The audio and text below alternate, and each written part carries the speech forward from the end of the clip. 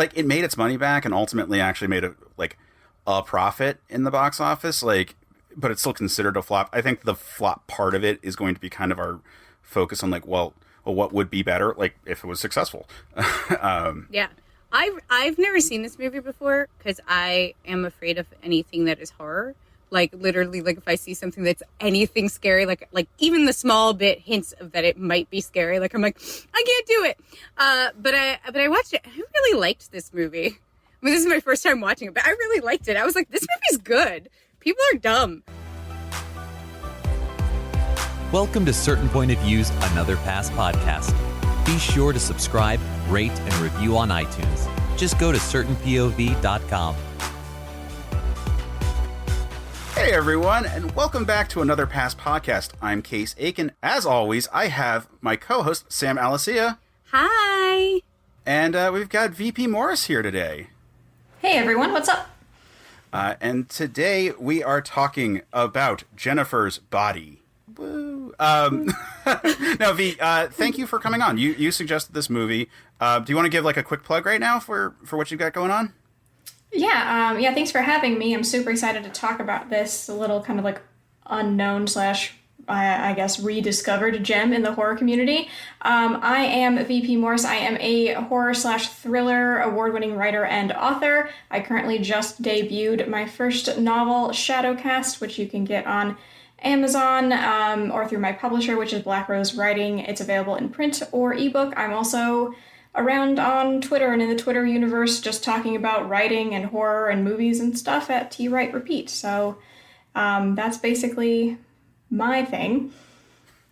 Well, that makes sense that you would bring a horror piece like Jennifer's Body, which was a 2009 movie featuring Megan Fox and Amanda Seyfried that didn't do so well, but has been having a bit of a resurgence. So I'd say it was, like 3 or 4 years ago, people started praising it, and then it seems like every year around Halloween, there's been a series of articles being like, you owe Jennifer's Body an apology, we should really look back at Jennifer's Body, etc. Because I hadn't seen this before, but I really liked it. Yeah, I really liked it too. This is my first time watching it, and it was really good. I really, really enjoyed it. And I'm not a big horror fan, but I enjoyed everything about this movie. It was very 2000s. We'll be honest, there's some like language stuff, and some things that made me cringe a little bit. But other than that, it was really good. It was really fun. Yeah, I'm glad you guys enjoyed it. I wouldn't say it's my top favorite movie or anything like that, but it's one of my more beloved movies, and I was actually Jennifer's Body for Halloween 2019. Oh, wow. So what outfit did you do? Like one of the I did the cheerleader outfit with one. I did two like versions of it. One for like work and one for not work. One I posted with just like a bloody face, which I didn't wear to work. And the other one, I just like made myself look very pale and like took a picture with the lighter tongue like she does in the movie. Oh yeah. And I wore that to work actually. And I'm at the time I was always be the first person in the office, and like the office would be like dark, and these two maintenance guys were there, and we're not expecting anyone to be there, and there I am in like a demonic cheerleader's costume, and they all kind of were just like, ah! Oh. That's what Halloween is for, though, right? Like Exactly. It was fun. I was glad that I gave them a fright. That's awesome. Like, I remember when this movie came out, and, it was in the wake of the Transformers movies. There was a lot of, focus on the sort of, sexualizing of the character.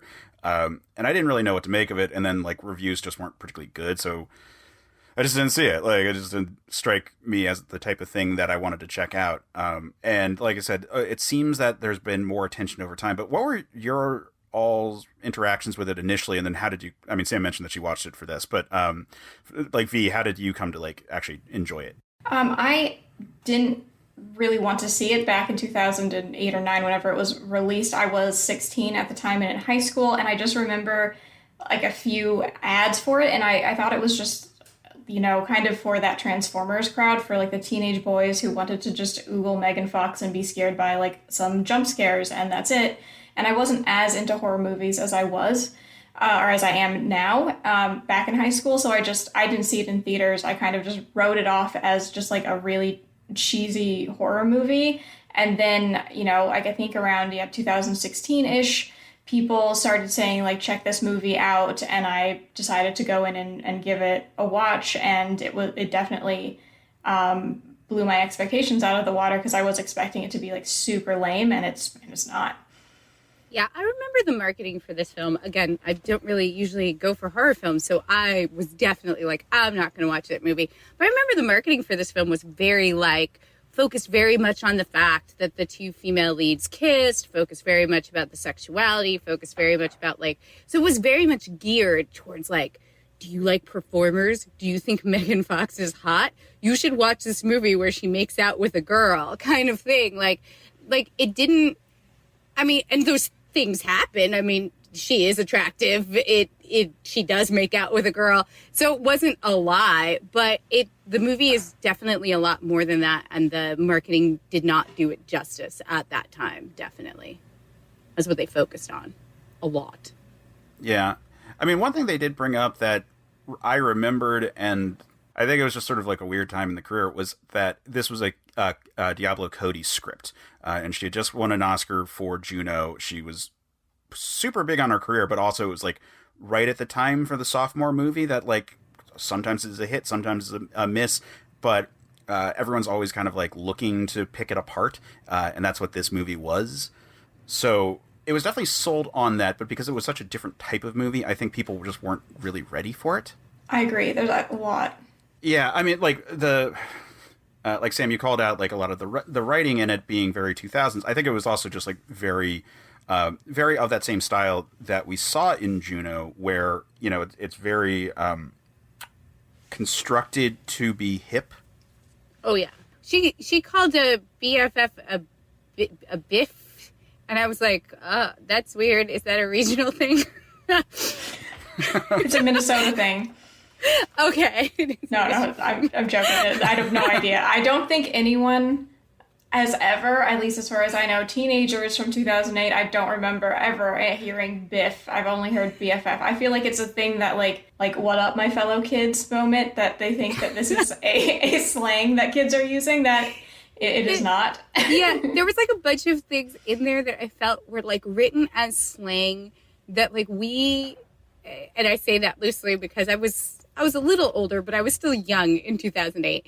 But I don't remember anyone really using a slang. But then again, there are things that are regionally specific. So I was like, did people say that in another part of the country? BFF, I'm pretty sure was always BFF. So I was like, oh, okay. Yeah, it's funny. I do remember someone's using the term biffles to describe two people, but it was also a person who was older than me, I think trying to be hello fellow kids at that exact moment. So it might actually just have been that.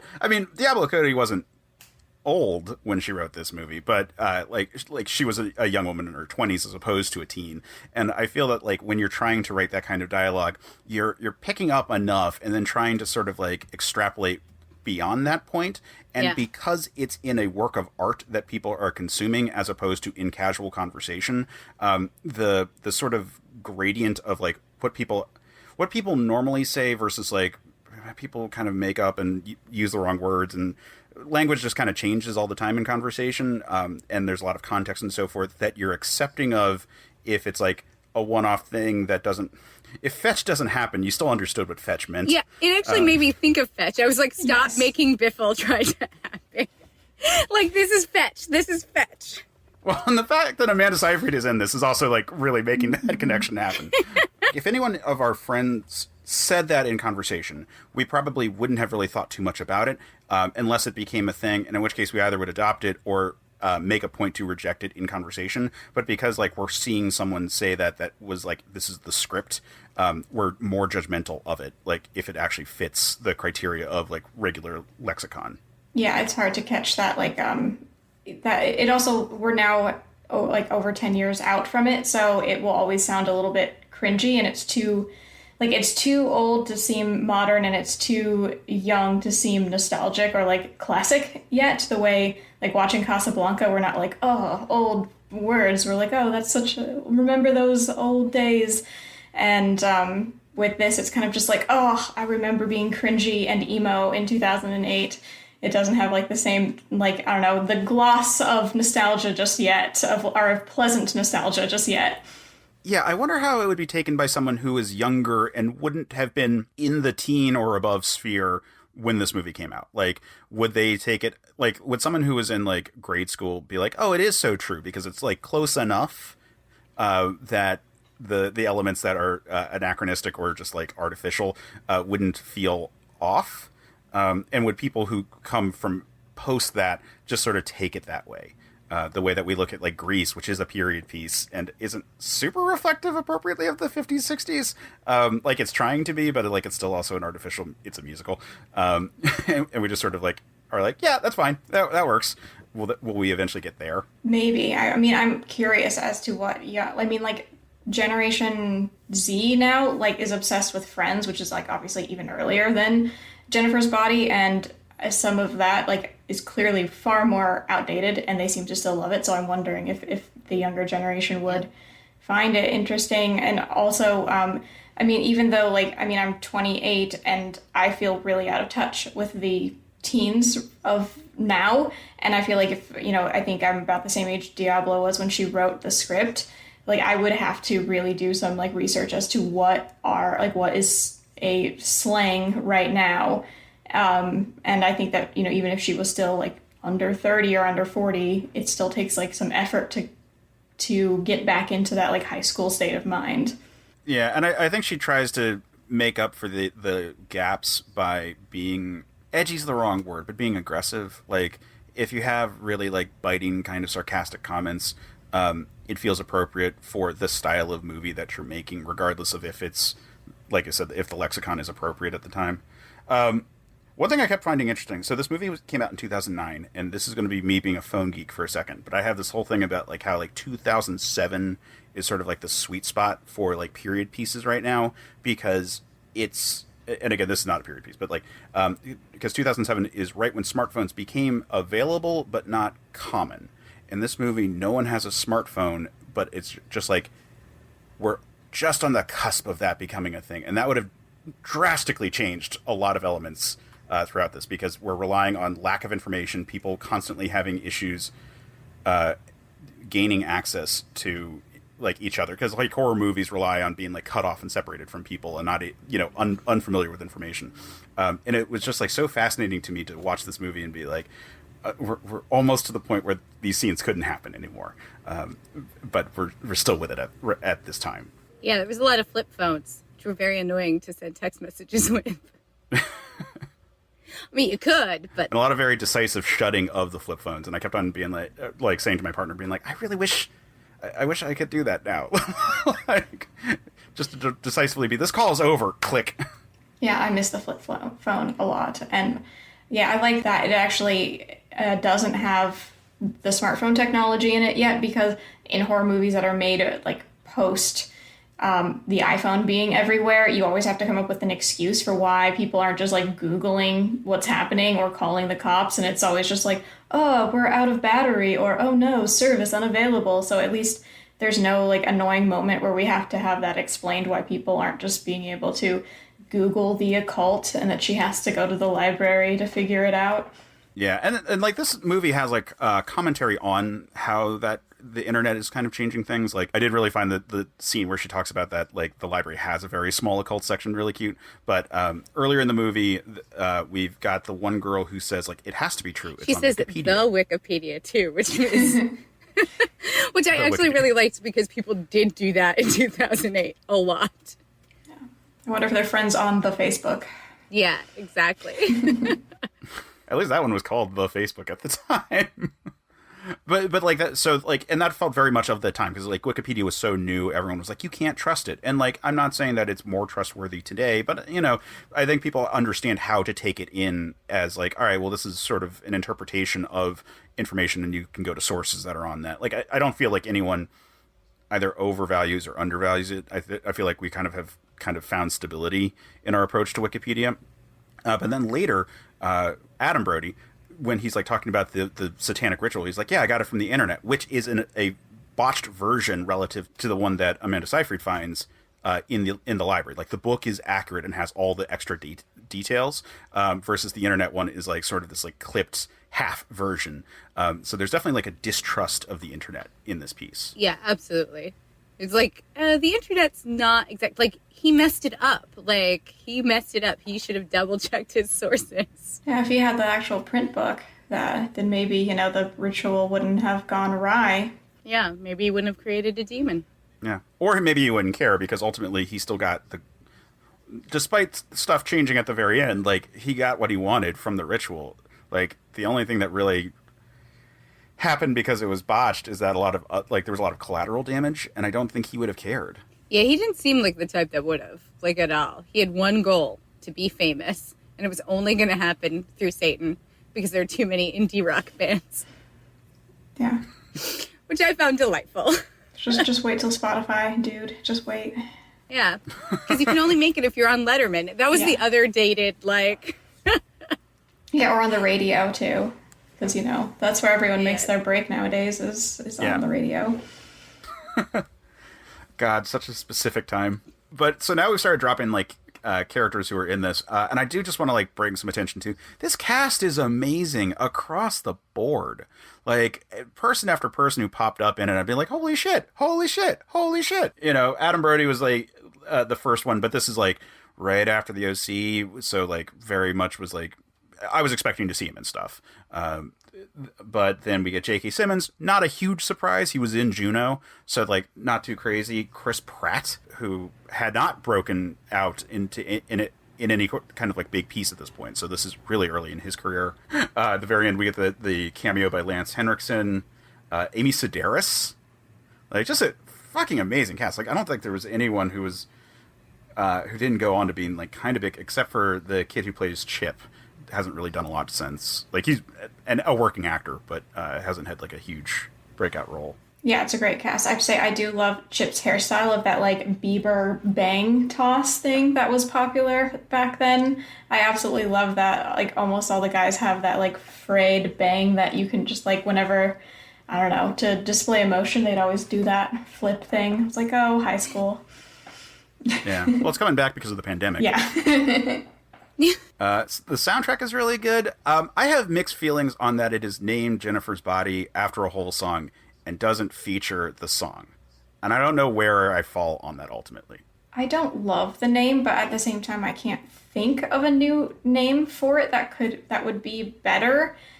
But the problem, the problem I have with this movie is that it does overly sexualize Jennifer, but it wants to make a commentary on it, but I don't think the commentary is strong enough.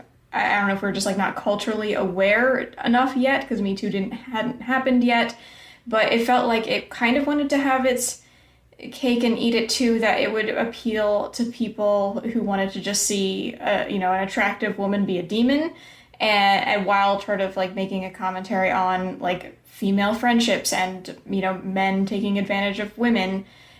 And I feel like the title, Jennifer's Body, just, I don't know, plays into that too much. Yeah, I agree. They also did the classic trope of like, where Jennifer is gorgeous and beautiful. Needy has glasses, so she's not. Yeah. Right. And that's like a very classic 2000s, right? Like, oh, well, like Amanda Seyfried's a totally conventionally attractive person, but it doesn't matter because she's got glasses and she's shorter than Megan Fox. So, yeah, I actually, that's the only person I would consider recasting for this. Not that Amanda is bad, like she's a great actress, but I feel like if they're actually going to have a dowdy friend, either make Amanda look very dowdy other than just putting on glasses, or actually cast someone who is known for playing more of those roles versus someone who's like, I don't remember what her role was before this, but basically almost every other role she's had, she's like the pretty one. So it just felt like the contrast that, oh, she's this like poor nerd who's being picked on by, this more powerful like friend in their dynamic, Megan, when I was like, they probably could just be equally attractive if she just didn't have glasses. yeah. And the fact that she was just like, no one believes that I could be friends with her. Like in the very beginning, like I was just like, oh, you're not. No, you're not. Like this. I mean, I know high school politics, but it's fine. Like unless you guys have, totally different interests. So it was just kind of one of those things where it's like, no, you could probably be one of the pretty girls, one of the popular girls. I think you could have been in a cheerleader outfit too. I think that's sort of like an issue of her internal monologue versus the scenes that we get, though, because she says that she tells us that. The only scene that sort of backs that up, because like aside from that one girl, the Wikipedia girl, accusing them of being gay together, the only scene that we actually have that sort of has someone question that they're friends is Chip, and Chip's points are actually that they have nothing in common, which I think is a more valid critique, especially because there's already some friction between Chip and Jennifer because they're both fighting over Needy. Yeah, that's a good point. Mm-hmm. That it is, because it is told from her point. So it is possible that we're just seeing it from Needy's perspective. Yeah, because I mean, also she says that they've been friends since like the second grade or something, and like if you're in this small town and everyone's gone to the same grade school, middle school, high school, there's a chance that they know that they're best friends. So I highly doubt that if these kids have known each other since kindergarten, they would be like, why are you two friends? Well, if they've been friends for like 10 years, no one's going to say that. Yeah, and I don't think it's weird from a high schooler's perspective to be like, we've got the sort of standout people and then they have their sidekicks or their entourage. Like, not to belittle Needy, but she kind of does put herself in sort of a secondary position. And that is the thesis of this piece, that ultimately their friendship is kind of toxic and that Jennifer has been somewhat parasitic of her, or at the very least jealous of the things that Needy has had. So I don't think it's weird to think that, oh yeah, well, Jennifer is this like, queen bee type figure. She would have at least a friend who doesn't threaten her, but that she can confide in, or at the very least boss around. Yeah, definitely. And I could tell that like there's these two scenes and where she like threatens to cross her out, where she does that like X out Needy thing, which I think was once again like a attempt to make a fetch happen, that this was like a trend that, I don't know, people pretend to cross each other out, which I don't think has ever been a thing. But I kind of could see that she was manipulating her, that she was, threatening to take like the friendship away from Needy. And clearly, like, you could see a little bit of panic every time she would let Jennifer down, or that Needy would just like freak out and think that, oh, the friendship will now be over because she's unhappy that I didn't go to the concert or whatever. Yeah, I mean, there is a through line with that whole cross out thing. The opening cell that they throw her in, the cell that they throw Needy into when she's in the asylum at the opening, has an X on the floor. Those references throughout it, and then at the very end, when she actually kills Jennifer, she puts an X on her body and says cross out Jennifer. So there's like that element. At least has a through line through the whole thing, even if it's not necessarily appropriate slang. Yeah. No, I did like that it kind of was cohesive, but I could just, and also it's like an element, of like emotional manipulation, that Jennifer is like threatening to pull her friendship out from her at any time. Yeah, and I think that even the flashback kind of like put like because like towards the end there's a moment of them in a sandbox together as kids. And Needy kind of pushes back a little bit and is like, why do I always have to be the ugly doll? And then Jennifer emotionally manipulates her by hurting herself or getting like a tack in her finger. And then Needy automatically drops the conversation and sees to Jennifer's needs. So there's like this constant like, Needy is always there for Jennifer. She's always there taking care of what Jennifer wants and what, there to be there to cheer her on, wave at her, blow kisses, all the stuff. Yeah, and I like their relationship overall.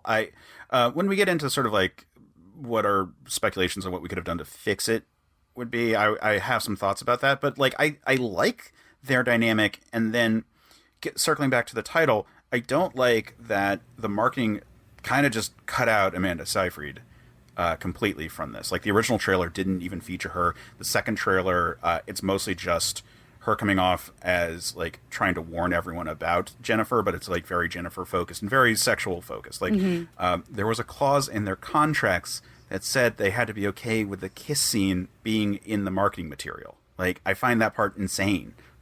It's very bro marketing, because I don't know if you guys saw that there's an interview that Diablo and Megan Fox did together, and she talks about how that they basically, that Diablo was basically given no say in the marketing, and that the marketing team, which I believe, if I'm not, I hope I'm not wrong, but I believe it was all men, and they just decided that it was going to be like a kind of a campy, sexy horror movie, and without even actually like realizing what it was about.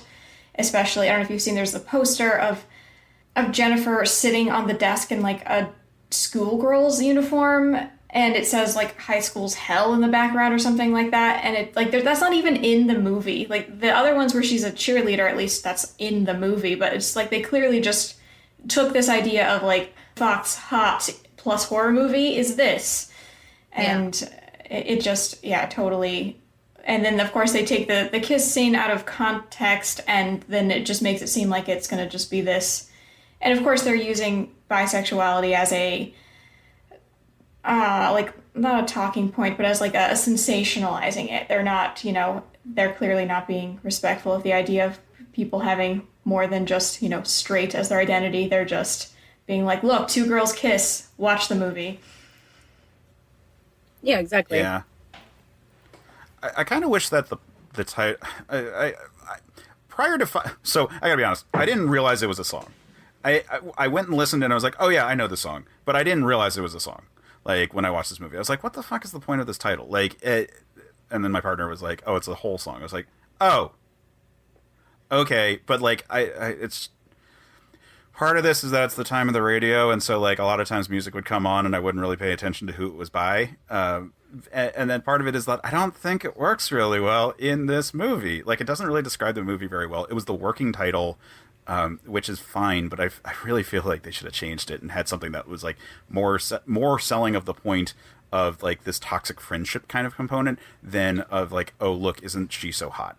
Or if it was gonna be She So Hot, something that would like sort of play up the like succubi kind of component. So you would have gone with Biff's. Sure. I couldn't help myself.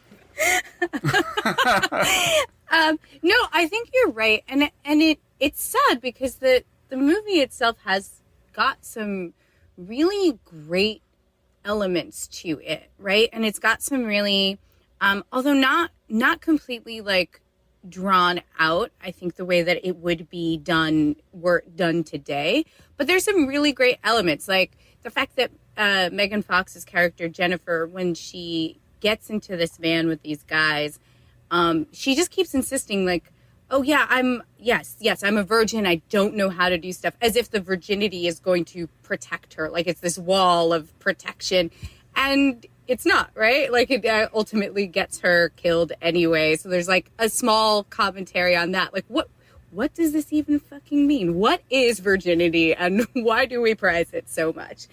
And there's just like a lot of things in there, like their friendship, what it means to know someone for so long and know everything about them, but also not know them at all. Because both of, like, clearly, in the crux of the movie, you learn that Jennifer has had moments where she has been completely jealous of Needy, and Needy, who's thought of her as like this amazing creature that is always perfect and wonderful, that she's always there for, and finally she's just like, no, you're insecure. And like, that's like a big moment between friends, because there's like clearly something that she hasn't been saying all this time, Needy, to Jennifer.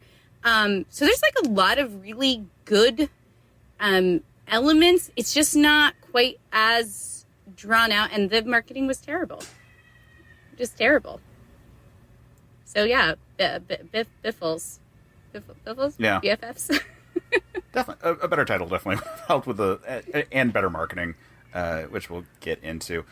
Before we cut it apart too much, I felt the effects held up pretty well watching this. That they, in addition to the fact that it has been 11 years, or actually now fucking 12 years, Jesus Christ, since this movie came out, and it, like, effects have improved. I felt like generally they worked pretty well. Horror movies typically can get away with some stuff because, one, a lot of it's dark, and so it doesn't really jump out at you as much. And even the effects in the daytime, I think, didn't faze me that much, because the other side of it is that horror movies also typically come off as being schlockier, and you are more accepting of it than, say, like a prestige piece. Like, the Titanic couldn't get away with, like, a bad effect on the boat, but, like, a movie like this, you don't really get phased if, like, her mouth opening up in a terrifying giant super piranha mouth doesn't quite look realistic, you know?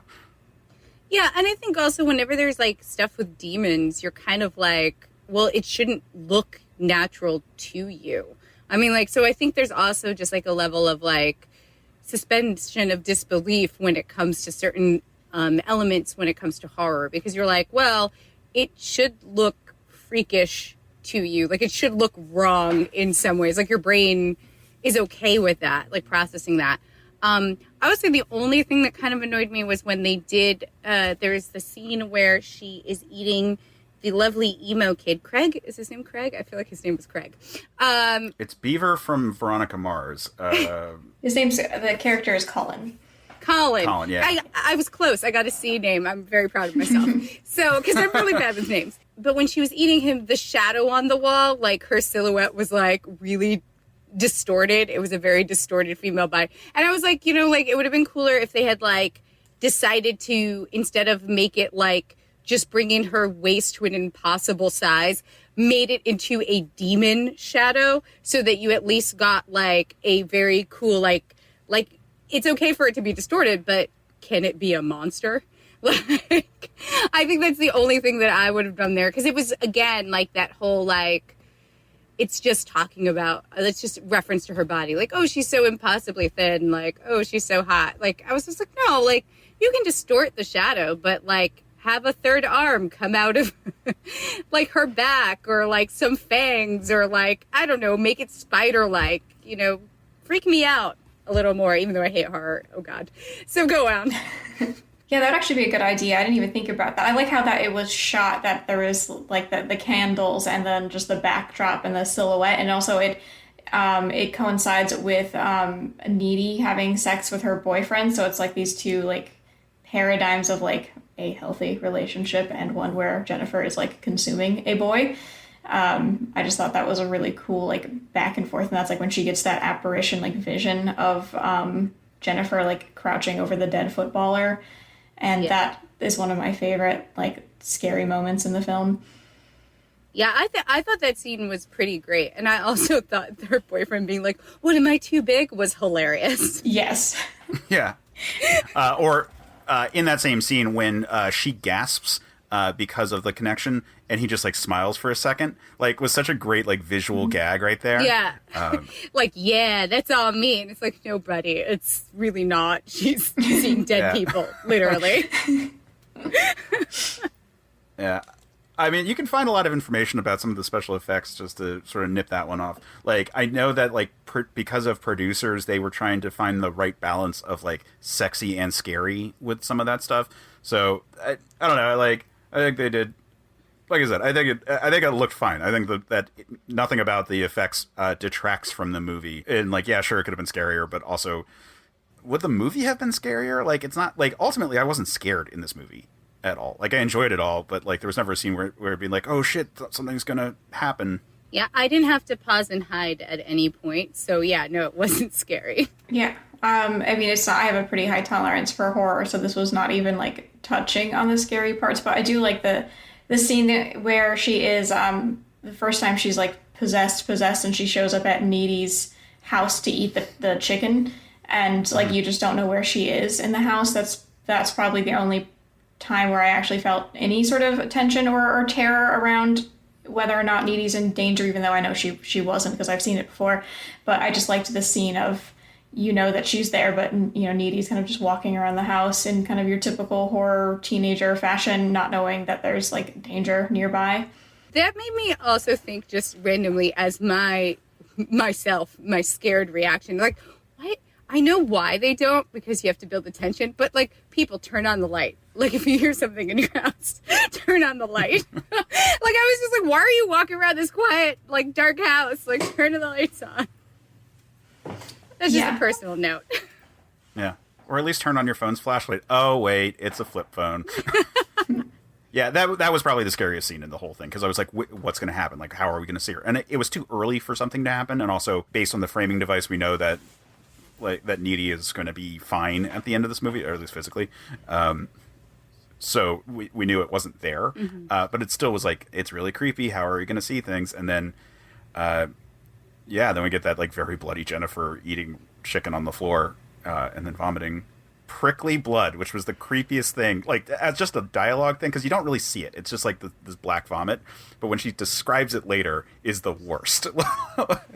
Yeah, I was so annoyed at her at Chip for like dismissing that. Like she was like, it was prickly blood. And he's like, you're probably just traumatized. And I was like, you jerk. I was very mad at him. Yeah. No, I understand his reaction, but I was still mad at him. Like it was a natural reaction, but I still was annoyed with him. So I've got a couple of things that I didn't really love about this movie. They're for the most part minor, but I would like to get into that before we get into pitches. The other side of the special effects, the color correction I felt was out of control. Yes. Like I get it that this is 2009 and that the ability to like up the hue and saturation in After Effects was like a big thing for everyone. But man, the contrast and the like I said, the saturation is just like way too much in some shots. Yeah, I mean, I'm less of a... When I watch film, I kind of notice those sort of things later, or if they even cross my mind, because I'm a writer and I stick to mostly novels, so I think of just like the general either story or the dialogue as like that's what usually grates on me. I'm unless like it's particularly terrible. Like I hate when there are too many Dutch angles in a film. Like I'll notice that, but other people who are film buffs will be very critical of like the shots, and I just like that doesn't even cross my mind sometimes. I'm just like still hung up on like some of the annoying witticisms that were used. For example, she calls, oh, this is my biggest gripe, she calls having her period shedsies, and it makes me want to throw up. It's awful. I just like, that's the only, it just, I don't think anyone has ever said that, so it's like a attempt at like making a slang, even if I'm pretty sure Diablo Cody is aware that it's not like a real slang that kids use to talk about their period. But I don't know, it just like, it's the only, that was actually more revolting than watching her like vomit up prickly blood. I just like, when she was just like, oh, it's shedsies, I just was like, oh, no, oh, don't say that. Dislike that so much, I actually rewound because I had the closed captions on, and I was like, what did she just say? Like, hold up, wait, what? Like, because at first I was like, I thought she was talking about like, I thought she had the runs, because like I heard shedsies, right? And then I see the SH on the screen, and I was just like, wait. Is she saying that she has the runs? Like she's pooping all over the place? And so I rewound. And then I was like, oh no, she's shedding her lining. That is terrible. That is awful. Like, so bad. Yeah. It's so cringe. I actually kind of wish that this was being recorded visually, because I wish people could have seen Case's face as I was saying that. Just the horror and amusement at me talking about possible diarrhea. Well, I just, as dumb boy, honestly did not even register the line. Like, I got the context and didn't think too much about it and just moved on without really thinking too much about it. No, it just stopped everything for me. Like, I literally was like, wait, what? And, like, stopped it and rewound, because I was like, what is going on here? Yeah, that was terrible. Agreed. Yeah, once you actually said the word and, like, called attention to it, now I'm like, oh, yeah, that is pretty gross. But, like I said, I'm a dumb boy.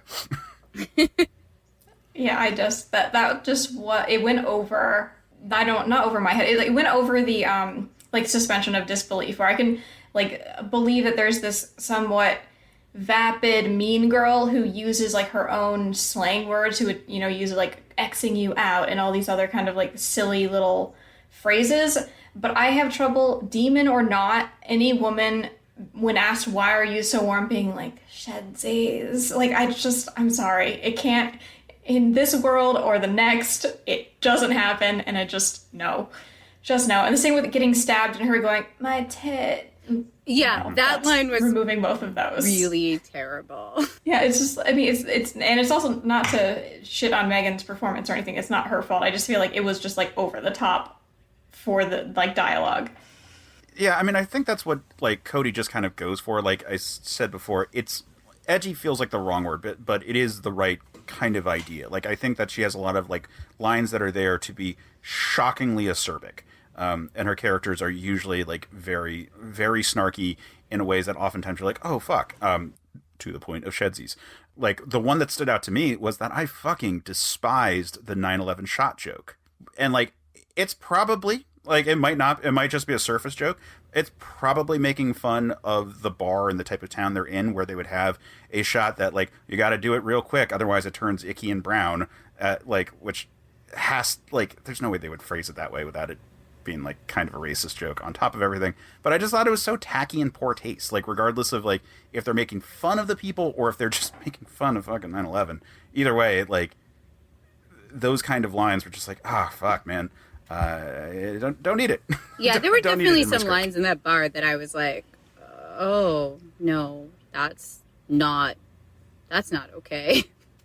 I just kind of like glossed over it. And, you can kind of say like, oh, well, it's supposed to be a small town and people are, that character's super ignorant, but it was like not good. Yeah, there's something about like, I mean, like to contrast it with Juno's like, is your ego prego? Like that's one of the more like iconic moments out of Juno. And the thing is, even though Rainn Wilson's character is being like irreverent, it's still like kind of funny and lighthearted, where either like the 9/11 shots are just like is like borderline offensive, and like my tit and Shedsies is just like, maybe because it's like sexual, it's just like overly kind of gross. Like there's the is your ego prego, it is not like, it doesn't give me that like reaction where those two both gave me that like, I don't know, repulsion. I think also my tit is also just like a cheap laugh. Like it's like supposed to be like one last like cheap laugh as she dies, and also to like highlight her vanity. But it's like, I don't even think that like Jennifer was like, I mean, yes, she had some vanity, but definitely because she wanted to continue to eat things so that she could have lustrous hair. But I feel like it kind of, I don't know, diminished like their relationship too, because it's like that wasn't all that Jennifer was. Like we're taking and making with that one line, just bringing her down to, again, what the marketing department thought Jennifer's body was. So it was a cheap laugh. It's so that Amanda could be like, no, your heart, and just be like, correct her one more time, like she's the smart friend and Jennifer's the dumb friend, or I don't know. It was weird. I didn't like it. Yeah, and I think it was just like there's a few misses in a script that overall had like good lines, and even some lines that were taken inappropriately in the marketing material, like the "I thought you only kill boys, I go both ways." I actually thought was a kind of fun line in relation to like how the relationship works, and there's a lot of good dialogue throughout that. I mentioned before, like we've got the occult section. It's really small. She can fly. She's just hovering. It's not that impressive. Like I fucking died when that line happened. That was great. She was like, "Why do you always try to diminish me?" It was actually really funny. That whole scene. Yeah, the script is full of winners, so the fact that it misses a few times is not the end of the world. But there are misses, but there's just a lot of winners in there. Like the dialogue was great. Maybe a little forced at times, but like again, it's a very constructed kind of script. It does not feel naturalistic. This is not mumblecore. Like every line has a purpose, and there is a lot of like good setup and payoff in terms of like the type of dialogue and the type of relationship stuff, and then how we get to later points in it. But on that note, some stuff was taken poorly in the marketing, and I almost kind of wish that they didn't even have the ability to do it. So there's like I said, this is a marketing complaint, but it's frustrating that it makes it into the movie. I think that the titillating stuff that actually happens in the movie, as opposed to the posters and so forth, is too in the middle, and like that's a complaint that like I think fans who wanted it to be more titillating had, and also people who are frustrated with that the assumption was that this was like meant for teen boys. Like the shot of Jennifer like swimming naked, and then like kind of climbing out, and we get the sort of like from her back as she's like climbing out kind of shot. I hate that it's there because in this movie Jennifer was never sexually repressed. So there's not some sort of like awakening of her as she gets these demon powers, which would be different if it was Needy, because then you would really feel like, oh, she's now a totally different person. In this case, Jennifer's not a totally different person. She's the worst version of herself, but it's still traits that she had already. And because they're not like doing the things to make this like because it's not the male gaze, and again I like it's a slippery slope on this one, because it's not the male gaze, you're not getting that sort of like the shots that are as male gazy, so there's that side of it. But because I know that they were marketing it and using those shots in every trailer and so forth, it's then frustrating that they exist and then are actually fairly brief and don't matter a lot, and just felt like they were kind of wasted. But if this movie had a like, if this movie was totally blind going in, and I didn't think that they had been trying to market it that way, I probably just wouldn't care, if that makes any sense. Yeah, definitely that it was shown to the world as one thing, but then it had a different thing going on. I actually like, just from an aesthetic standpoint, the scene of her coming out of the water. Just like, it's just beautifully shot, and even though it doesn't necessarily mean anything on a character level, like she's not transforming. It's just like it's a very idyllic lake, and she's swimming, and like I like the steam coming off her because it shows like how warm she is because she's a demon. It would have been kind of cooler if like maybe like as she got out, like the fish in the lake like had turned belly up or something, that like it shows. It would have done maybe not a character service, but like just a showing her power, that there's something like toxic about her to everything. Yeah, that would have been cool. Yeah, or the fish all following her, the way that they follow, like the animals followed her in the woods. Yeah, that also would have been really cool. As it was just like, yeah, in a vacuum, this shot would have been just fine. And the actual camera work across the board in this movie is great. Like the jock that she murders, the first kill she gets that we see, like that shot lead, like I think it's both tracking and zooming on him is really good. Like it sets up our focus on him really well, and then all of a sudden she's just there. The various angles throughout all the scares and so forth, I thought, like, again, camera work I thought was amazing, and so the shot of her is beautifully done. It just was frustrating because by its existence it could be used in the trailer, and I don't know if that's fair, but like I said, they had contracts saying that they like you have to be okay with the kiss scene, and that's why the kiss scene was forced upon them. So like that, like the kiss scene's another part of it where it's like there's all these shots that are like almost there for like just for the boys, like they're not, but they're like being used that way, and it makes me mad that they have the fodder in the first place. It's male gaze baiting, right? The opposite of queer baiting. Yeah, so it's like that's my biggest problem, is that it wants to be both things. It wants to capitalize on the sex appeal, whether that's like Diablo's intention or just the fact that you have to work with a marketing team when you're in a big studio, and then it wants to make feminist statements, which even though I can like kind of reappreciate them under the lens of Me Too and just being an older adult now instead of a teenager, it's like it wants to have its cake and eat it too, and that's like my biggest problem. I do actually like that they have a somewhat sexual relationship, because that just adds like another layer to the complicated feelings that Amanda has towards Jen. That maybe like that's another reason that she has trouble ridding herself of a toxic friend, is that she's not just using her for like emotional stability or to feel like she's important. If she actually has romantic feelings towards her friend and she doesn't feel like she can ever express them, of course she's having trouble like not just doing whatever Jen tells her to do. Yeah, and on the flip side, I think that it's actually important for Jen too, because the idea that Jen showed up to like she basically admits to her, like, I don't want to keep this from you. Like, I am this, like, this whole scene is like, I don't want to keep stuff from you. I am a demon. Like, and this is what I'm doing. And of course I wouldn't eat my best friend. There is like a love there for her. And it would also adds an element to why she also has issues with Chip, where the tension comes between that. Like, are these two girls just kind of in love?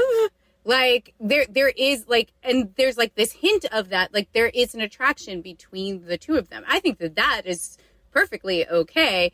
How it's presented is, you know, it misses the mark in some ways. And of course the marketing team has twisted it. But I think that element between them adds a nice complication in their relationship, which I'm okay with. Yeah. I mean, I feel like the complaint I had, I don't feel bad that I said it.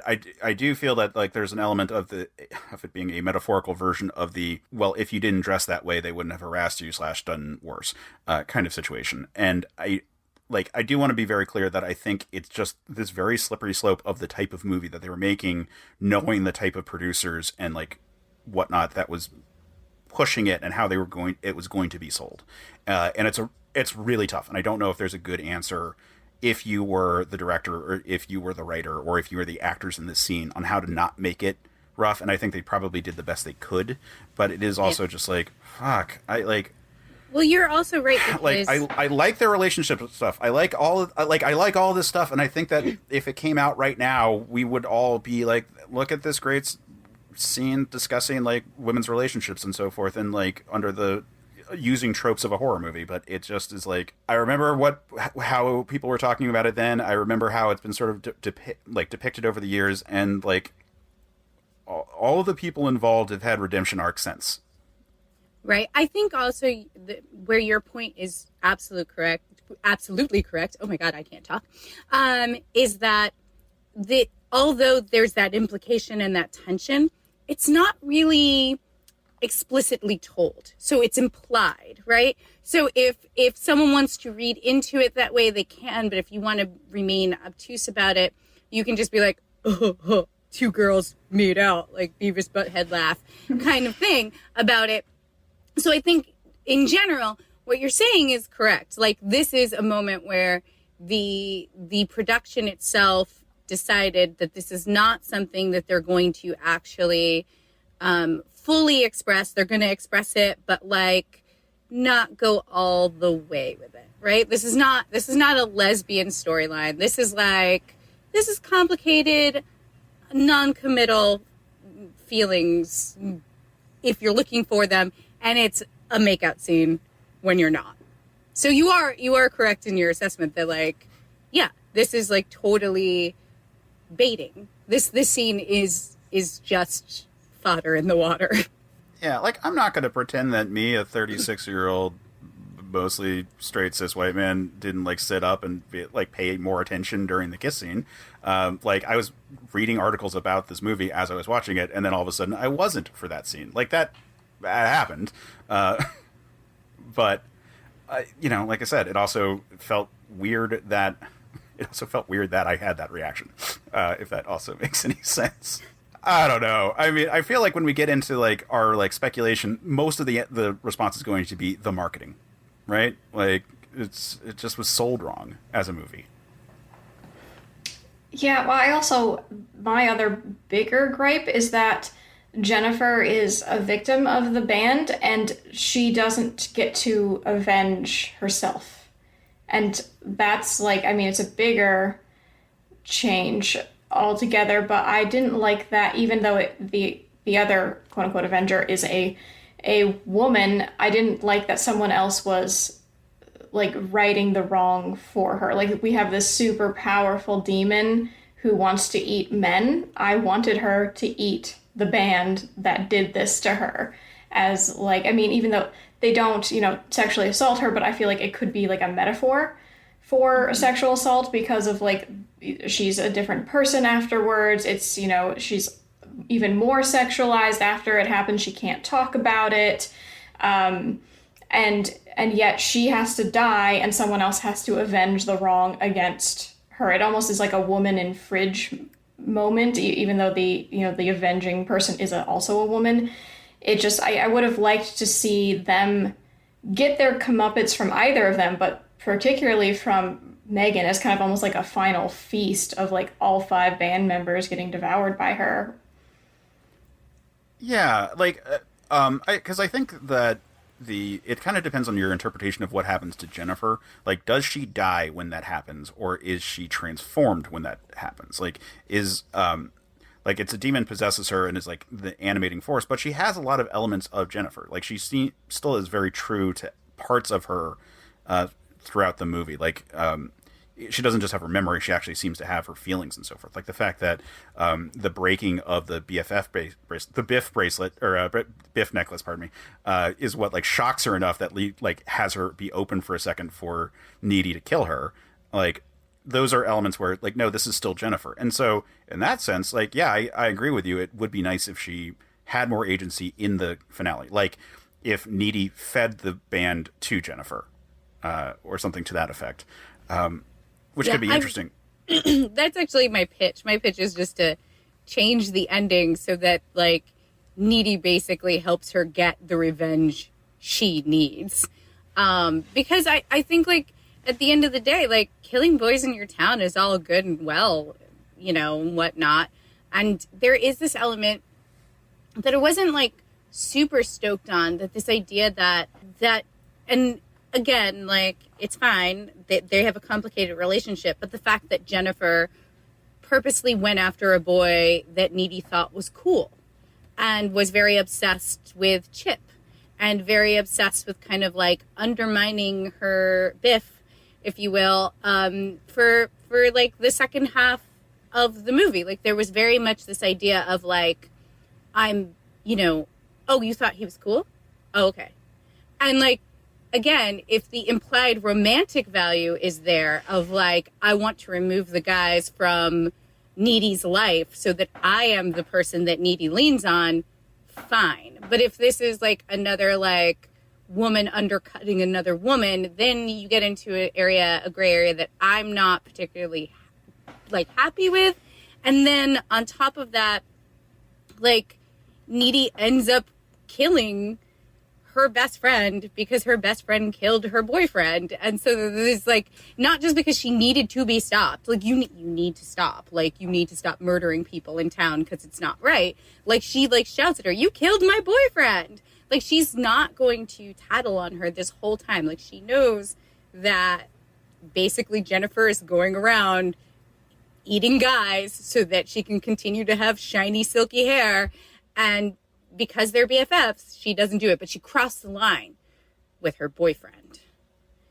So it's kind of, you know, like, so I was not super like thrilled about that. So I kind of wished that there was like, I was kind of hoping, like, especially in the middle, that there was a way that, like, with all the research, that Needy would be able to find a way to at least, if not reverse the curse, you know, like, by taking revenge on the guys, find a way to facilitate that. And the prom would have been the perfect moment to like let Jennifer just go ham on all those stupid boys, like, you know, trap them in a room and just like set her through. And then like when it was done, it would have been a really cool, like, hey, I know this is really hard for you, but you're going to have to die now because you can't keep eating people. And it would have been like a really sad, like, best friend moment of like, I'm doing this for your own good. Like how I hope my best friend shoots me in the face if I ever become a zombie. Because that's what friendship means, you know? So I just kind of like, that's basically my pitch, guys. Like, I ruined it. I jumped ahead. But basically, that's what I wanted to see at the end. If it was remade, I'd want a more best friend ending. I like it. Yeah. I would that watch that sense. movie. Yeah, because like that kind of would, because V, when you were talking about it, it made me think of like Shaun of the Dead, where at the end, the friend is like chained up, but still like sitting there playing video games with him, like in a zombie form, like that kind of scenario where. You're right. Maybe she doesn't even have to blow her brains out or like have Jennifer take her own life. Maybe they could go on the road killing horrible men. They become like a duo, like demon best friend team. And they just go after all the assholes of the world. So it's like a Demon Dexter meets Thelma and Louise. Exactly. That's a Yeah, movie I want to watch. That would be really dope. They go to a bar and someone's hitting on Needy and she says, "Hold on, I want to introduce you to my friend." They see people drop date rape drugs in, and they basically have, like, Megan Fox go seduce that dude. They protect the other girls. They're basically Avengers now. I mean, come on. So it's a promising young woman on top of that. So we've got Demon Dexter, Thelma and Louise, promising young woman sandwich, Jennifer's Body. Yeah. 1,000%. Well, and I've been seeing people Yeah. make comparisons between this and Promising Young Woman. So it's like interesting it's again, this movie in a lot of ways is just too ahead of its time in terms of like the kind of story it's trying to tell. Even if there's things that were like just awkward at the time. And that could actually be a really dope ending. Because like there's that wonderful line talking about when we just like cycling back to great dialogue, the line of "I'm not killing people, I'm killing boys." Like that, such a good line, and Yeah. wonderfully delivered by Megan Fox. So if they took that standpoint and just decided that that there are a lot of shitty guys that need to have terrible things happen to them, I would be totally here for it. The thing on the other side of it, though, is that she actually doesn't kill anyone who like really feels like they deserve it in this movie. Like none of the guys she murders really do. Like maybe the jock, but we don't actually see him do anything bad. Yeah. Like he's grieving for his friend, and we haven't seen him really before. And then he's just dead all of a sudden. The foreign exchange student is killed, and then like both of the guys who were both Chip and Colin are, as far as we can tell, good guys. Like they seem to be nice. They have like groups of friends that respond well. Like Colin has like his like goth friends, but that's not like, they don't seem like mean. Like they're just, they have a style, and it's a mixed group, so it's not like some sort of like incel thing. So there's that. And Chip overall is a pretty like good guy. Like this whole movie, he seems pretty good, pretty chill. Like isn't too judgmental of anyone. Like he's dismissive of the thought of the supernatural, but that's about it. Like, Yeah. worst case scenario, he's like nice but dumb. He isn't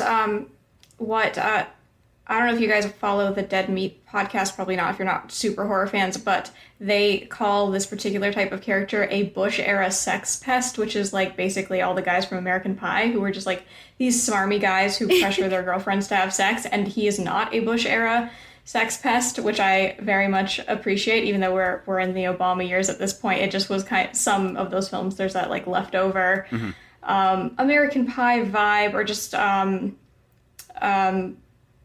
the boyfriend from Scream is like very pushy, and I like that he is like really respectful towards her and also like teens having sex isn't like punished in this film for the most part. I mean, at least from Needy's perspective, it's not like treated as this big deal, and she's not, she doesn't get killed for it the way the stereotypical like blonde in a horror movie who has sex gets usually butchered by the end. She's actually like the savior, which is a nice switch. Yeah.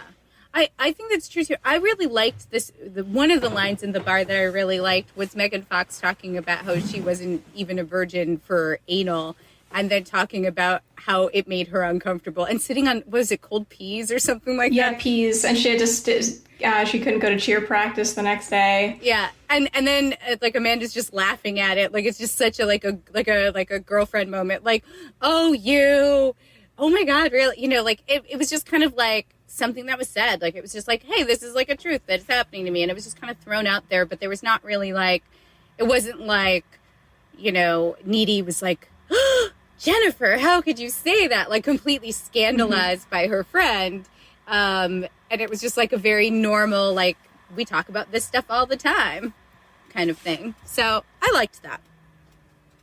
Yeah, this is why I think that Needy isn't actually that uncool in the school. It's sorry for that pun or that rhyme. I was trying to think of a non-rhyme. I just couldn't. Like, I think Needy sees herself as like a less cool person than she necessarily is. Like almost everything that like informs us about that, aside from like the the Hollywood trope of glasses is her own internal monologue, because she seems to be well regarded by other people in class. Like no one, she's not a wallflower. People respond to her pretty well, and like she's got male friends who certainly think that she's at least cool enough to talk to. She like other female characters do engage with her, although so much of the dialogue is her and Jennifer that we don't see a ton of it. But like I think that she's perfectly fine as a like she's a normal high school student. Like they're like that whole presentation of her being as like the quote unquote final girl kind of style isn't really supported in the world that they present, which is I think fun because this movie is more of a deconstruction of like the first girl tropes. Like Jennifer is the type that in most slasher movies would die first, and she does die first, although we don't see it until later in the movie, and then it's sort of like all the stuff that happens after. I feel like I lost the thread on that one, but I don't dispute anything I just said. I'm like, I forget what my thesis was. Sorry. That it doesn't. She's not a typical. That neither of them are the typical. Jennifer's not a typical first girl, and that Needy is not a typical final girl. I think that's the overall message there. Yes, there we go. Their relationship is appropriate, and that they seem to be actually on similar social strata, even if Jennifer is slightly cooler. Thank you. Like I said, I lost it there. As I said, I am a dumb boy. Hey, as long as if you don't say Shedsies, you're cool in my book. Yeah, agreed. Never say Shedsies. I don't think I ever will. Yeah, I mean, like I don't have like a full pitch for this movie because I think ultimately it's a pretty good movie. There's a few spots that I'm like, I wish they could have fixed these things. Like the stuff I have are like relatively small. Like I wish there was like a scene. Like it doesn't need to be a lot of time because it we do have a runtime, and like the chronology of the movie already sort of allows for some stuff. I wish there was like a scene before they go to the bar of them like in a class together or just being friends, and we could get a little bit more of the status quo of their relationship than because a lot of it's informed by the inner monologue or by them talking about it afterwards. I wish I could see Jennifer being more covertly toxic prior to her transformation, so that we can see where like it doesn't seem like a big abrupt thing, and that we actually have some show and not tell for it. Because I just don't think we get enough. Like the bar scene, we get some of it. We get we get a lot of information about how Jennifer kind of like takes everything from Needy. I just would have liked a scene where we really like saw it firsthand. Yeah. The only thing I got from that is like the whole "you have to look cute, but like not cuter than me" subtext I really liked. But other than that, I didn't get this idea that she was like a Regina George type. I mean, other than just how people reacted to her, but she wasn't this like super manipulative person off the bat. And I kind of wish, that we had seen pre-demon Jennifer, because that's my bigger gripe is how like the rules for her demonic possession is not laid out, and like as a horror writer, at least the writer should be like aware of what this being is capable of, what like is the truth behind what's going on. And that's why like you guys were pointing out that you weren't sure how much of Jennifer is still in there, and I still like am not clear after watching this. I think this was like my fourth time watching it, that there's some parts where they kind of treat it like she's like a wild animal, and then there's others that she's just like the worst parts of the, I guess, of Jennifer brought out by the demon. And I want more clarification on like, how much is still in there that's real Jennifer, and also like how often does she actually need to feed, because that's usually in like most demon or like possession stories, there's like, if it needs something, you'll have like 3 days, or if it's like a werewolf, you have the whole month. I wanted to know like, oh crap, it's been like a week, we're in danger now because she hasn't fed. But it was like every day at some points, and then other days it was like, longer period of time passed and she hadn't fed. And I wanted them to be clear about that, and also make Megan Fox look worse when she is starving. Not bad for Megan Fox, just bad in general. Yeah. I agree with that. I also felt like there was like a missed opportunity to kind of have her like have a conversation with them of like Needy being like, you have to try not to eat people. Because I think that's like a best friend conversation that would happen, which would make sense why like, Jennifer or Megan Fox's character would be walking out of a classroom complaining to her about the fact that her skin's not as good and she's breaking out and her hair is like, getting a little oily and, kind of like, I want to feed, like, why won't you let me kind of thing. Like, I'm trying to be a good friend. Like, look at me trying, but like, it's so hard. And then ultimately, as she always does, choose herself because that's the kind of character that Jennifer is. Jennifer is always going to kind of put Needy on the back burner because that's been their dynamic for so long. So I think that would have been cool too, just kind of like flesh that out a little bit. But yeah, this movie was pretty fun actually and held up pretty well considering that it's been years. Yeah. I mean, there's a few other things I would like to see. Like, I would have wanted a little better sense of what Jennifer wants when she goes to the bar for the band. Like, and it could just be that she wants to needle Needy or Chris Pratt's character. Like, that she's, like, trying to bug people, but she is so into them, and I don't know why. She's stalking them. Duh. That's what girls do. I'm sorry, I couldn't help myself. Yeah, I mean, well, then maybe just like a little bit more to like sort of show that to me. Again, it could just be that like I just didn't get it because it wasn't for me, which is totally cool. But I wouldn't mind if someone just like had like a little like bit about that one where she was like had all their albums and it's like, oh, those are some deep cuts right there. I think it was just like implied that she's boy crazy and that the dude, like the lead singer, is very hot and she's stalking him and she wanted to meet him. And then like that kind of thing. But yeah, it's not really like, it's kind of like a throwaway. It's just like, this is how we get to the bar. And like, also who started the fire? Was it him as a demon? Like, how did the fire get started? Did it just start? I didn't rewind, but I was wondering. I think their music was an incantation. Ah, that makes sense. Okay. Because it starts really, I mean, they're only like into the chorus, the first chorus of their very first song. So we've gotten like a minute, if that, of actual like runtime of their song. And it just seems super convenient because if it was like organic or if they had planned it in a non-supernatural way, I thought that, it would happen maybe after a few more songs had been through. But I feel like they're so lazy that they don't even want to perform for these people. They're just like, we're going to start a fire with some Wikipedia occult stuff and then get our girl. I mean, I think that's the way to go. I mean, you got paid anyway. No one can take the money back. So, but I thought so. I was like, oh, I think maybe they started, but I wasn't like not sure. Yeah, the shots, like, it's very clearly not like sparking a wire or something like that. Like, it's not sabotage, nor is it accidental in the appropriate way. It's very deliberately spontaneous. Mm-hmm. Yeah. Which, yeah, I think that makes sense that it's an occult thing. I was like wondering, like, where does this fire come from? And wow, someone's burning to death already. Wow, like it got really extreme very quickly. I also got the impression that Jennifer was there to actually seduce the band or the lead singer at the very least. Yeah, I thought that's what she was doing, but then I was like, why?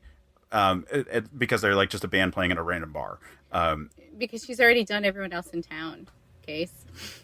Yeah, it's like she needs to level up to a new playing field of like semi-famous people. She's like bored with anyone. It's also a challenge because he's only there for one night. He's, I assume, like at least a little bit older than her, and he's somewhat famous. And he's from the city. She keeps saying he's from the city. True. Yeah, I mean, that could have just been like the scene if they were like in a class together talking about the band. Just give like a little bit of like what their perspective on it is. Even if it was just, oh, I've never heard of them before either, but they're from the city. Like, I just would have liked a little bit more there.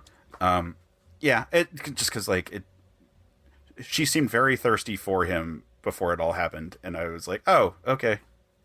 And she's bummed out that they want her to be a virgin. It's like she's not just, like, annoyed that they're speculating about her, because I think she would actually like the attention of being speculated about, but she's kind of annoyed that, oh, they only want like these virginal teen girls, and she doesn't think for a sacrifice, but for just hooking up with. And so she's like, I noticed that tone of annoyance seemed to be at like, oh, they don't they don't want me as I am. I need to pretend to be a virgin, basically. Yeah. And then the last thing I kind of would have liked would be after the transformation into a demon, like Jennifer's post-demon form, I would have liked something kind of like the Regina George fans, like montage from Mean Girls, something to like give a sense of what the rest of the high school feels about Jennifer in a way that, like, I don't think we actually get. Like, we get a couple of shots of her walking, like, beautifully, and like clearly all the guys are into her, but I just would have liked a better sense of like what everyone thought of Jennifer, and like, is she more popular now that she's a demon? Are people scared of her? Was she always cool and now she's even cooler, or is she fading? Like, we get some of that at the end where it's like, oh, when you were still socially relevant, which was as much a meta joke as it was like a real joke in this whole thing. That I just would have liked some sort of larger sense, because like, it's so much from Needy's perspective that I question a lot about the details that we present. But at the same time, being a horror movie, I was super on board with Jennifer is actually a demon and that Needy is not crazy, from the framing device. Like, I know that was there so you could be like, maybe this is all a lie. Maybe she doesn't have power. Like, maybe she never was a demon. Maybe she just killed her best friend, until at the very end she's able to float and like kick her way out of the asylum. Yeah, like, I just would have liked a little bit more context for how outsiders see the relationship and everything. Yeah, you only really have like Chip to kind of guide you, like to like basically be like, hey, like, I don't know, this sounds weird kind of thing, and eventually like apologize to Needy for like not believing her as he's dying. But you're right, like, it would have been nice to like kind of have other people just act like, oh, and also, if they've been friends for like forever, like since second grade, Needy and Jennifer not talking in school would have been a really big deal for people. That would have been like a really, really big deal. And if she's like already withdrawn and not talking to anyone, people would be like, I think Needy's lost it. Like, I think Needy's like not okay. Like, she must have done something to Jennifer. Like, because Jennifer still looks fine. She's still like happy and whatever. But like, Needy is like, she's like acting really weird, and they're not even friends anymore. Did you hear about it? Like, that would actually be a big deal in high school. Like, definitely. Like, I stopped being friends with my high school best friend like senior year. And I won't get into the particulars, but people kept coming up to me and be like, this is like that No Doubt song, Don't Speak. Like, you guys are like not talking. You should really like talk to each other. And be like, no, I don't want to. Like, we're done. Like, like, it's fine. Like, we have nothing to say to each other. And they'd be like, wow, this is so sad. And then they'd walk away, even though I wasn't sharing any of the information as to why that person and I were no longer talking. And that would have happened with these two girls. Like, cause she like goes months without like talking. Cause she's like, right. There's like this inference that like time is passing towards the dance. There would have been something, and there should have been a scene like that. Yeah. Yeah. Yeah. Like, I mean, we don't see Jennifer do any of her like activities post. Like, she was like a flag girl, like a cheerleader type girl, and we don't really see any events like that. It would be kind of interesting if we saw her using that as sort of like ways to like kind of do something with her power, either actually like get more victims, because she only kills 4 people she kills 4 people total in this movie, of which, like I said, none of them are justified. In that none of them are like bad people necessarily, but like, it could have been more. She could have had like some more like emotional kind of stuff, like a lesser version maybe, that she then has to like go more extreme and actually kill a person for. It's just interesting that like we don't really get a sense, aside from like the great shot of her walking in this like in these like bright colors in contrast with everyone else who's like sad and like somber black colors, crying in the hallways, and she's all good and she's giggling about people's death. Like, we don't see that much of what Jennifer is to the school in the wake of it, and like I said, we didn't actually spend that much time before it either. Yeah, and we don't see how she would be able to, as the most popular girl in school, at least we're told that she would be in control of the narrative, the way like Regina George at the end of Mean Girls like flips the narrative on the rest of the girls with the burn book thing, that she could just spread a rumor that Needy's like mentally ill, or Needy tried to like, throw the bisexuality thing in her face, like, oh, Needy tried to kiss me and I don't want to, and that's why we're not friends anymore. Just like, just to take any heat off of herself for potentially being found out that she's a boy murdering demon, she could just easily have any, like, just one word to a stranger in the hallway would have just like set the whole school in motion, like, against Needy, and she doesn't ever do that. And I think that was like a wasted opportunity to see how she could just manipulate the narrative of like your social status in the school. And especially because we've already established that, like, in other shots and just like in exposition, that Jennifer is manipulative in their relationship, right? This is a toxic friendship in some ways.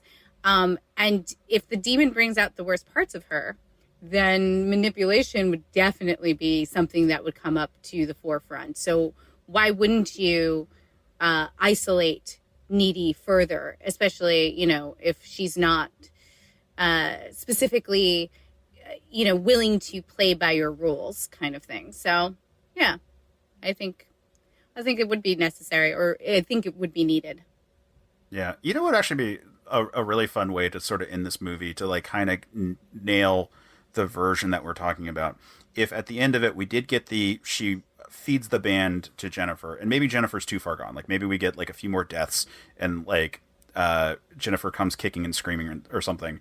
But we end up at a bar or at a club or something where the band is doing like sound check. She like locks the doors, put Jennifer in there, and then sets the place on fire. And so like Jennifer can die in a blaze of eating her murderers, something to that effect. Yeah, and you start with fire and you end with fire. I like it, full circle. Yeah. Yeah, but like aside from that, like I mean, these are relatively speaking minor things. Like it would be nice to get something slightly more cathartic for Jennifer, at least at the end, or make her less redeemable than she ultimately is. I mean, she's not great, but she's not like, it's just by a horror movie standard, the body count's relatively low outside of the fire at the beginning. Like the band is way worse is the thing. Yeah, and clearly Jennifer is still in there because she gets hurt when BFF falls off her necklace, and also she makes a point not to eat her best friend. So like there is like a redeemable, like is she still in there? Yes. Like, like there's always like, when you read a lot of books, like I read mostly sci-fi, not horror again. But like, there's always this idea if someone gets turned, there's like that kind of tension between someone of like, is my friend or is my partner still in whatever has taken them over, right? And so she is redeemable because Jennifer still exists somewhere. And there are points in the movie where whatever good parts of their relationship are there, like Needy still feels like she still has some attachment, or else she should have just told people, like she doesn't tell people. And again, no one thinks she's crazy, but she hasn't told anyone. So there's not really that either. So that's missing from the movie too. Yeah. Like if Jennifer's perspective was like all a facade, like if she was using all of the memories of Jennifer to torture Needy, but it wasn't like sincere, like if she was, like sociopathic, she has all the data that was Jennifer, but she's not Jennifer. She's the demon that's possessing Jennifer. And it's like very Buffy style, right, with like the vampires. Like that could also have been fine for us to not feel like Jennifer needed it. Like Jennifer just needs to be destroyed because she is dead at this point. But the movie is like, again, kind of middle ground on that. But aside from that, again, like I think it's mostly the marketing side. Like, and so from what would have saved this movie at the time is ultimately like not the director, not the writer, not the cast that would have like really pushed it forward. It's choosing how that they sold it. Like trying to make a decision to be like, this is for the boys. All the posters are going to be like sexy shots of Megan Fox. We're not going to even really focus on Amanda Seyfried, who is gorgeous. And I don't know why, if you're trying to make a sexy movie or sell a sexy movie to someone, you wouldn't play up her too. Like, I don't get that. She has glasses, Case. She has glasses. Yeah. You can't do it. You can't do it. Yeah. It's just, you can't use a woman with glasses on a marketing photo unless she's a sexy librarian. Has paint-covered overalls. Yeah. Did you see how many sweaters she wore? Just, it's a non-starter. Sorry. Yeah. Especially in the 2000s. Yeah, and like maybe a title that kind of sold it better. I've been trying to think of a better one. I don't think this is better. It's probably worse actually. But like sexual comma predator was one idea I had, and it's probably worse. It's bad. I don't know what's a better title, but like if it was going to be Jennifer's body, then it should be Jennifer's body is possessed by the demon, and she's not actually in there at all. Like it should be a total like. Again, it should be like the Buffy vampire scenario where it's a demon possessing and like all those memories are there, but like they don't actually have the personality.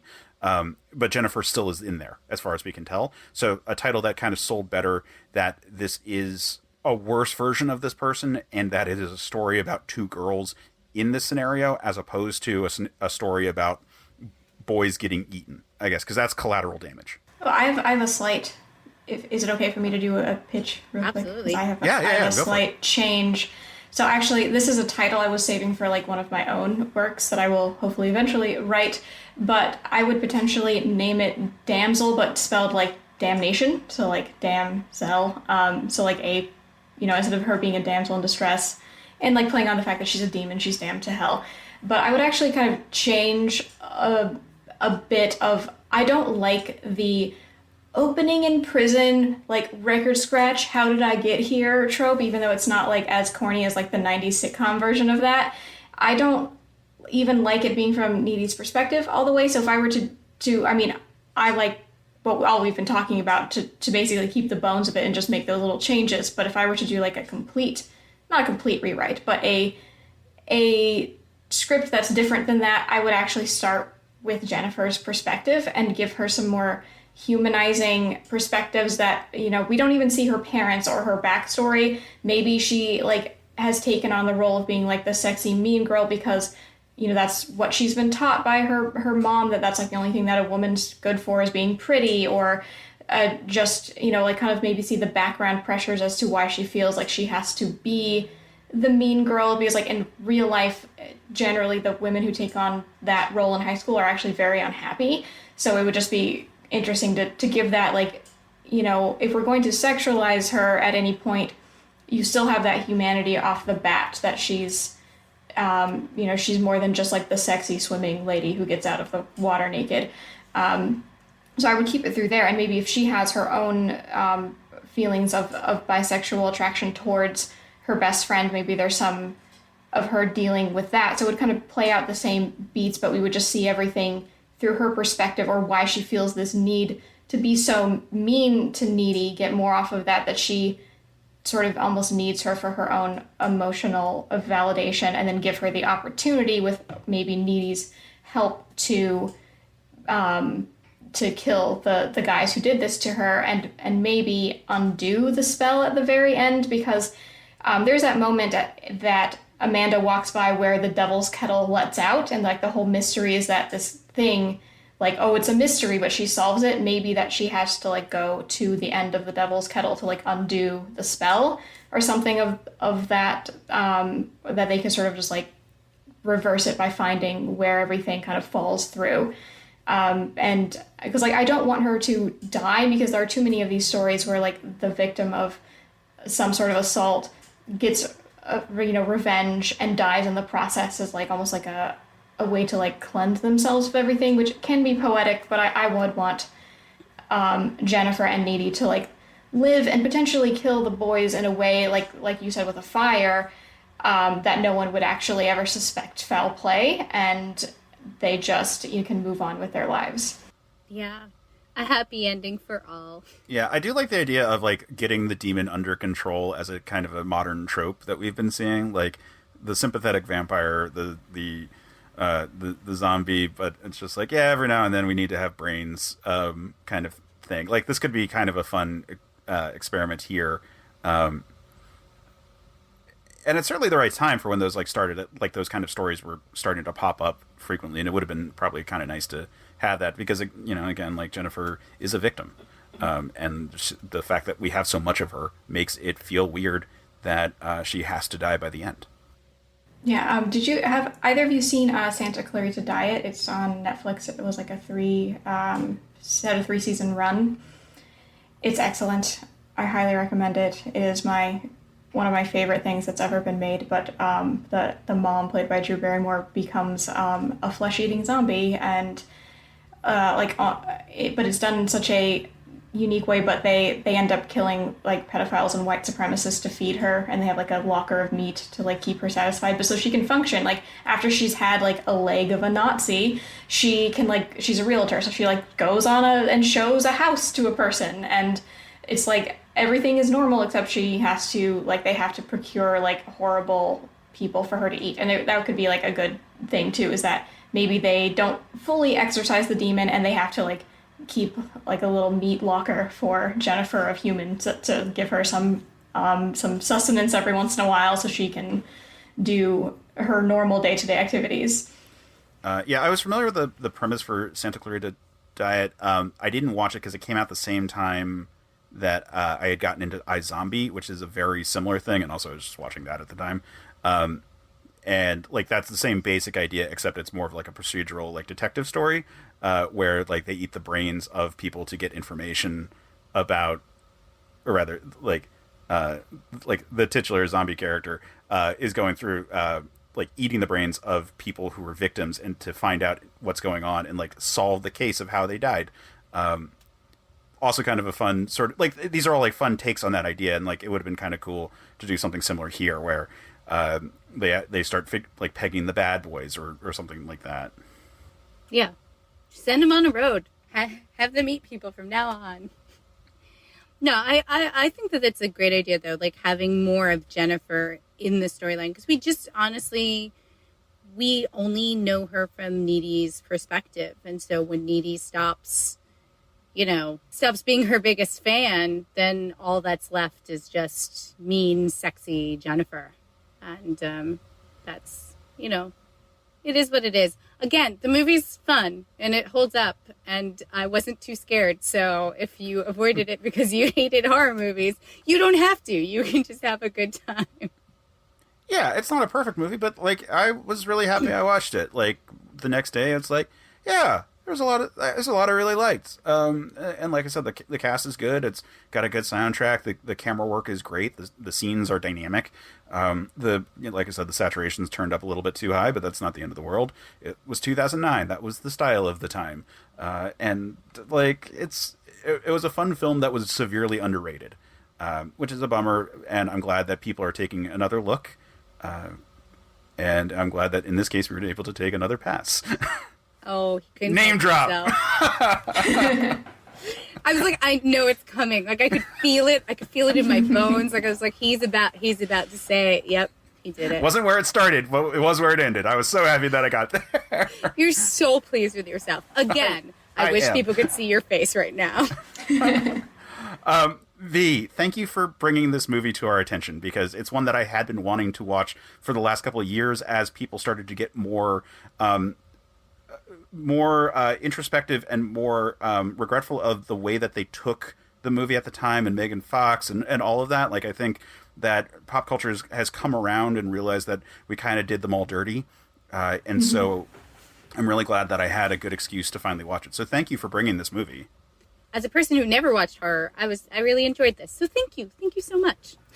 Yeah, you're welcome. I'm super glad to be on. This is such a fun, concept. I like that because I watch a ton of, or listen to a ton of film podcasts, and I get kind of bored of just like, oh, movie was good, movie was bad, and I like that you guys take it like another pass, hot self-reference again, of of the whole thing of actually like what could have been changed or what was done correctly, and that's really cool. I like listening to those sort of things. Oh, thank you. So again, thank you for coming on. Give your plugs again. Like, where can people find you? What are you working on?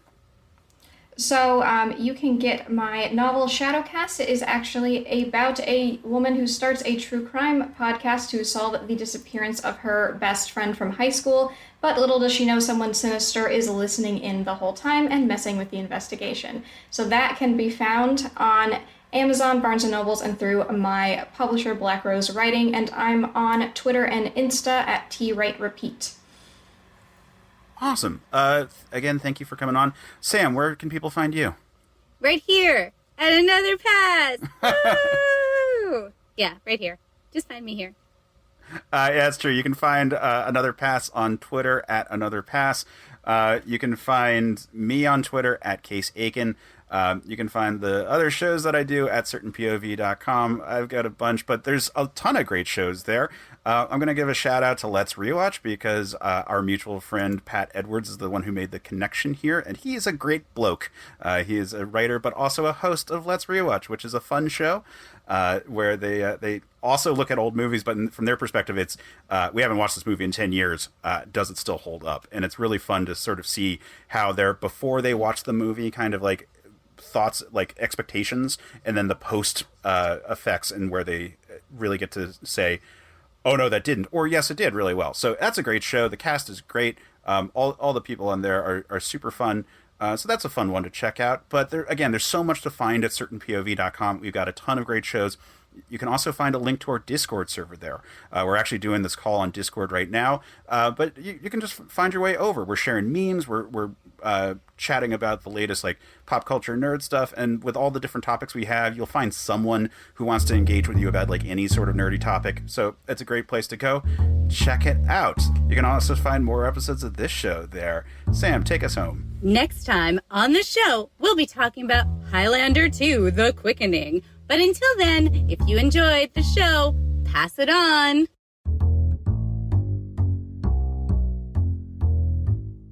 Thanks for listening to Certain Point of View's Another Pass podcast. Don't miss an episode. Just subscribe and review the show on iTunes. Just go to certainpov.com.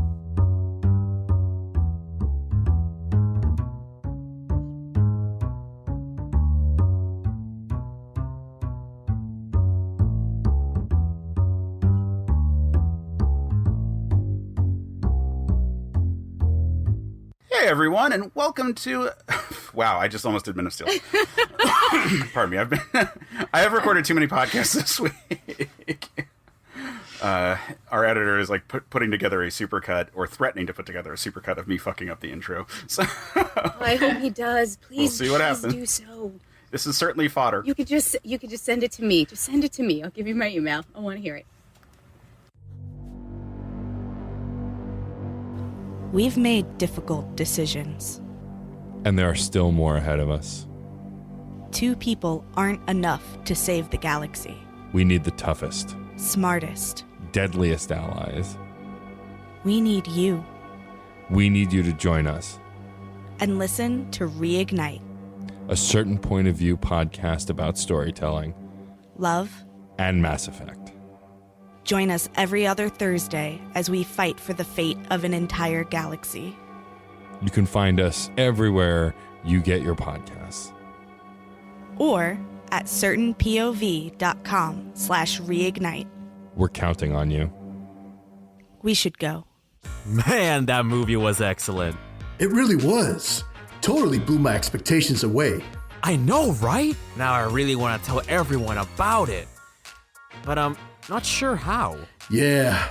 If only there was a podcast dedicated to reviewing films and discussing the latest news and trailers on upcoming films. That would be nice. Yes, for sure. And we can call it The Cineguy Show. What? No. It will be called Real Movie Critic Unleashed. No. How about Cineguy featuring Real Movie Critic? How about the Real Movie Critic and his sidekick, the Cineguy? CG and RMC. RMC and CG! The Real Movie Critic versus the Cineguy. Only at certainpov.com or wherever you get your podcasts. You're going down, critic. Bring it on, guy. CPOV. CertainPOV.com.